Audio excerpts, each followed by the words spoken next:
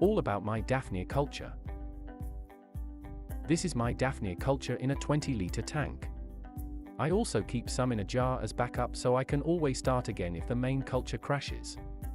The airline isn't needed to keep them alive, but it helps keep the food in suspension.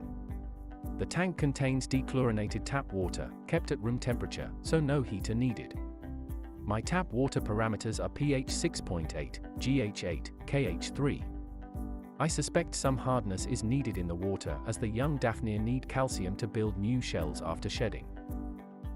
I feed the Daphnia a cocktail of equal parts spirulina powder, active dry yeast and rice flour, mixed with water to make a soup.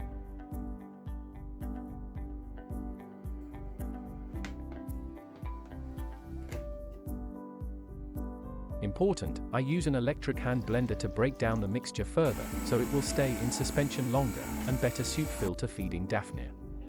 I store the mixture in a used jam jar and keep it in the fridge.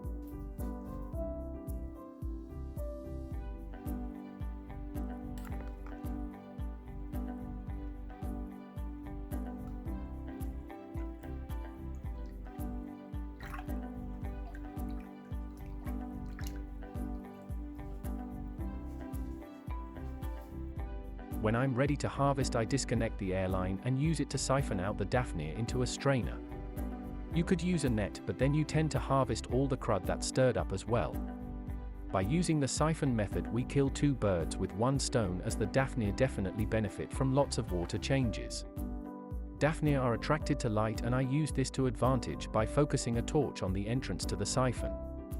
I use a dedicated glass to hold enough water to keep the Daphnia alive while siphoning, and a slightly taller plastic sleeve to prevent the Daphnia overflowing when the glass is full. A plain handkerchief serves as a strainer.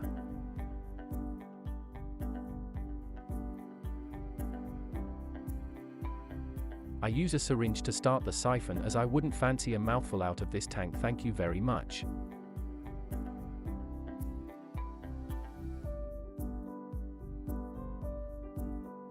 Looking inside the tank, we can see the Daphnia obligingly queuing to be sucked up.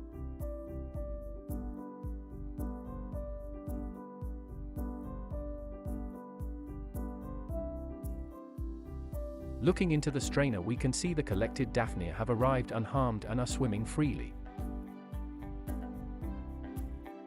When I've collected enough, I break the siphon and gather the Daphnia up in the hanky ready for feeding.